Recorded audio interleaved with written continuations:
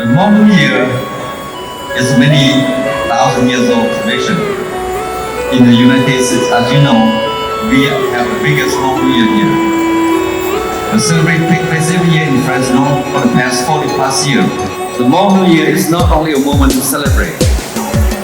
but this is a moment of reflection of life and love. Not only for those who are still living, but for those who no longer with us. For us here in the Hmong American community, to make it into this country, the road to this great nation was paved by many brave soldiers who fought during the Civil War, where many have lost their life. Many also have lost their life as we escaped the neighboring country. Many have drowned in the river in the Mekong River. I today want to pay respect and reflect the sacrifices our aunts, uncles, brothers, cousins, sisters who have made, particularly those who have lost their life.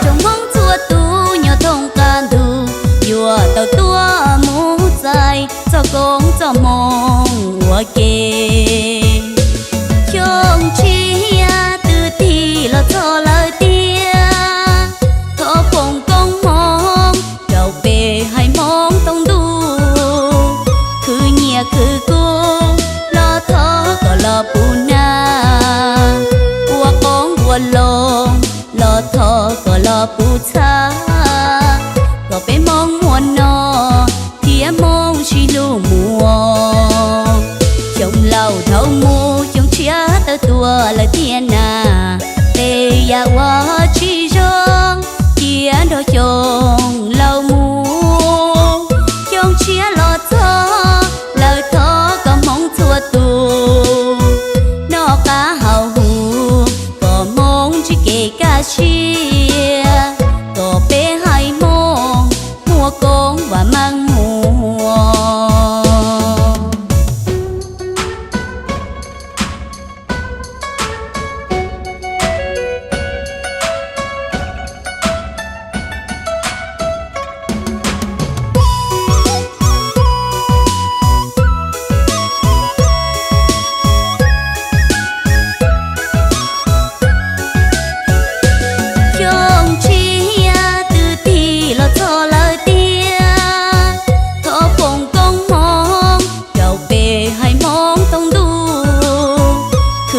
Cứ cô lo thọ có lo bù na qua con qua lo thọ có lo bù cha có bé mong muôn nó thì em mong chỉ lu mùa trong lâu thâu mu trong chia tơ tua lời thiên à tê ya wa chỉ rong chia đôi chồng lâu mu trong chia lo thọ lời thọ có mong thua tu nó cá hào hù có mong chỉ kể cá chia có bé hay mong mua con và mang mùa.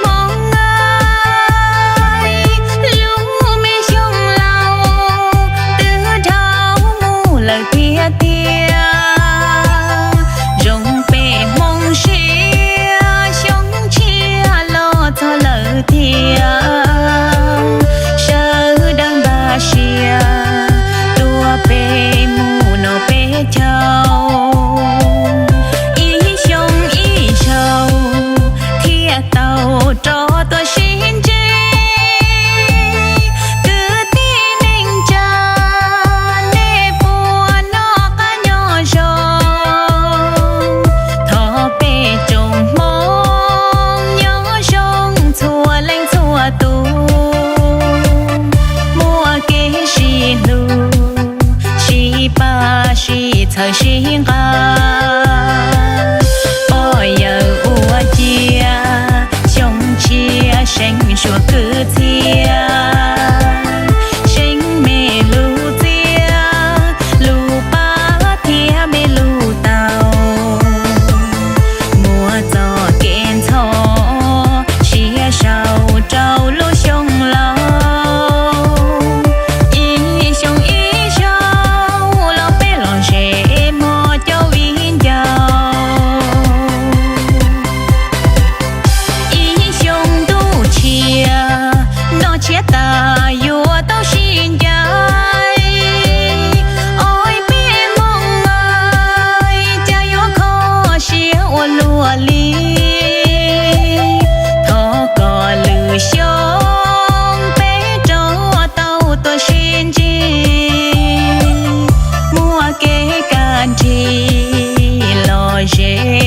？chia bé chào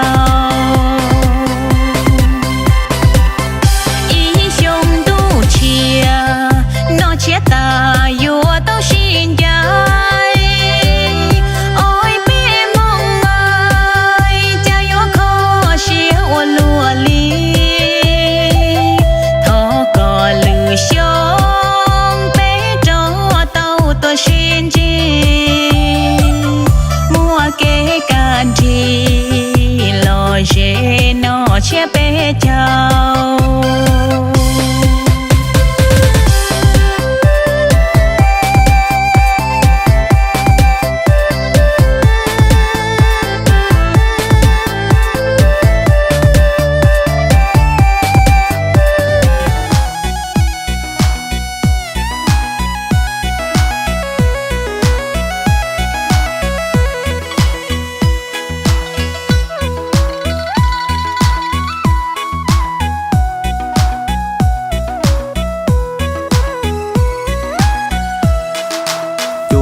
toàn lần tư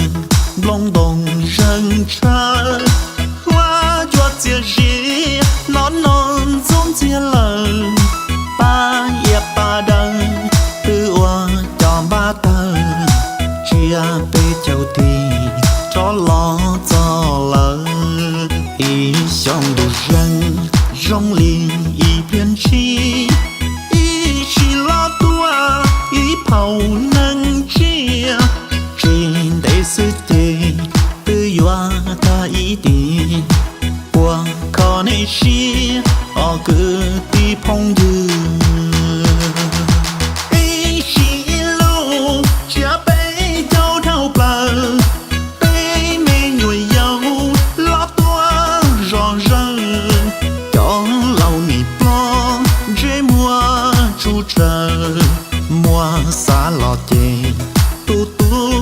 chia ly vì béวันหนึ่งเจอเราchỉเจอพี่ตอนนี้แกเราbéยังลาchỉ thâu yuan shi ba shi lu thâu nhớ luân si vì béวันหนึ่งชวนnhớ lý biên chỉ bao nu nó xương chỉ bao ta